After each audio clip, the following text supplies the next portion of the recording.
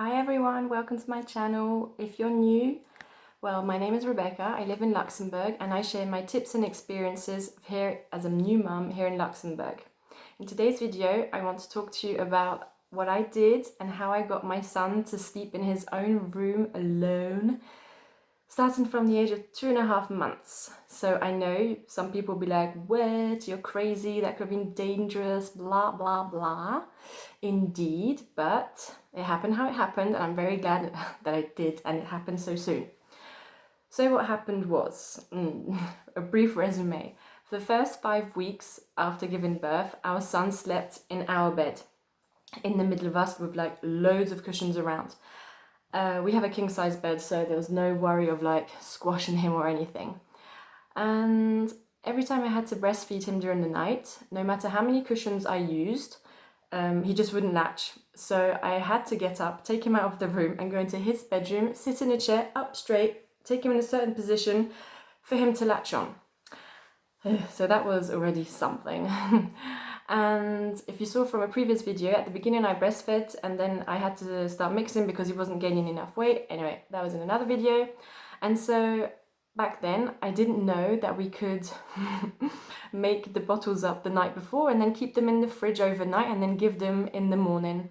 So back then, after breastfeeding, I'd put him down in his bed and then I'd go to the kitchen, make his bottle and then take him back out, go back in the chair and then finish and feed. And then after that, I would come back to our bedroom and I'd put him in the middle of the bed. And after a while, I just had enough of like leaning over and everything, just putting him in the middle. So I was like, okay, he's doing okay in the middle of the bed, so surely he'll be okay in the baby bed thing that had to be like next to the, not had to be, but like I had the baby bed next to the bed, so I was able to like put him into that afterwards. And he was fine. I mean, he had like this cushion dinosaur-y thing that went around him. We had a night light with stars on the ceiling, so he'd like been seeing this many times a day and at night times. So I'm guessing afterwards this stuff helped. And then it was like 2 months and we had a visit at the pediatrician. Can't remember if it was for a vaccination or a checkup or whatever, both, I don't know, can't remember. And she asked how was he doing at night times, and I was like, well, he kind of sleeps like 5-6 hours in a row. Is that normal?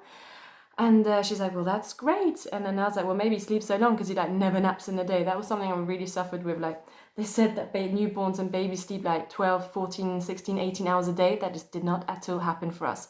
If we got 8 broken sleeps in the day of like half an hour, 45 minutes if lucky, that was already great. Anyway, past, next, forget. And she's like, okay, well, you can try and put him in his own room if he's sleeping for so many hours in one go. And I was like, I'm a bit afraid. And she's like, don't be. And I was like, I still am. So one night my husband was breathing super heavily and so was he, and I was stuck in the middle like a sandwich, and I was like, no, I need some sleep. So the following night I said, right, that's it. He's gonna sleep in his own room, we're gonna see what's gonna happen. So one night we just, after his feed, he went down into his own room, in his own bed, and we're like stuck to the baby phone, like, oh my gosh, is he breathing? Quickly running in to see if he was breathing, all these kind of things. And he was fine.